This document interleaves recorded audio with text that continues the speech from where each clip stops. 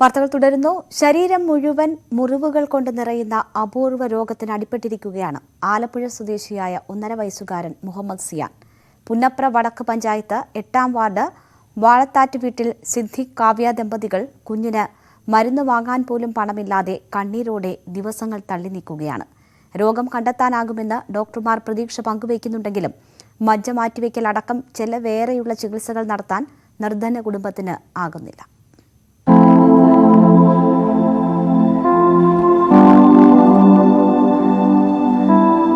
ഇതാണെങ്കിൽ ഓരോ ദിവസം ചെല്ലും തോറും കുഞ്ഞിനോ ബ്ലഡ് വന്നുകൊണ്ടിരിക്കാൻ നേരത്ത് തുടയ്ക്കുന്ന തുണി ഇതിപ്പോൾ ഓരോ ദിവസം കഴിയുമ്പോൾ അടുത്ത തുണി എടുത്ത് അടുത്ത ബ്ലഡ് വരുമ്പോൾ ഇതാ തുടച്ച് മാറ്റിയിട്ടാണ് ഒന്ന് ക്ലീൻ ചെയ്യുന്നത്. മൊത്തം കുഞ്ഞിന് ബ്ലഡ് തന്നെ വന്നുകൊണ്ട് തന്നെ ഇരിക്കുക മുഖത്തുനിന്ന് തന്നെ.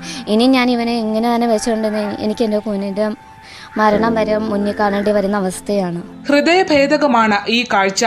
മുഹമ്മദ് സിയാൻ എന്ന 1.5 വയസ്സുകാരന്റെ ശരീരത്തിൽ നിന്ന് കിനിയുന്ന രക്തക്കറകളുള്ള തുണികൾ ഇനിയുമേറെയുണ്ട് ഈ ഒറ്റമുറി വീട്ടിൽ.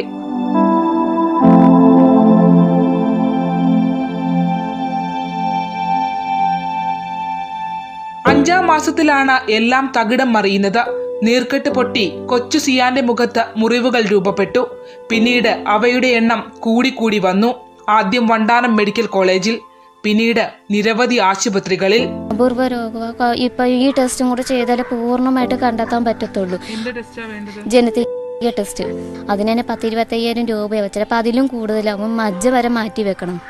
അതിന് തന്നെ കൂടുതൽ ലക്ഷ്യങ്ങൾ അവർ ചോദിക്കുന്നത് തന്നെ. അവിടുന്ന് മാത്രമല്ല, അമൃതക്കാരും അത് തന്നെയാണ് പറഞ്ഞത്. വണ്ടാനക്കാരും ഈ കുഞ്ഞിൻ്റെ മജ്ജ വരെ മാറ്റി വെക്കണമെന്നാണ് പറഞ്ഞിരിക്കുന്നത്.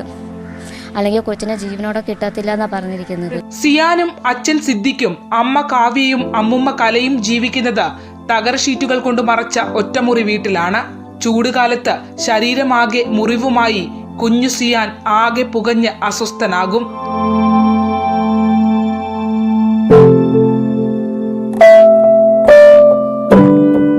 വേദന മൂലം കിടന്നുറങ്ങാനാവില്ല.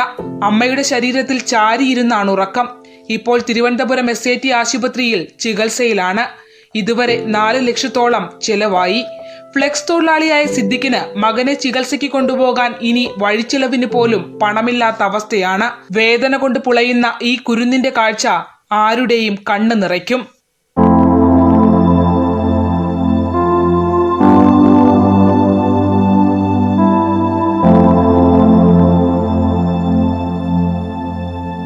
കുട്ടിക്ക് പ്രതിരോധശേഷിയും ശരീരത്തിൽ രക്തത്തിന്റെ അളവും കുറവാണ്.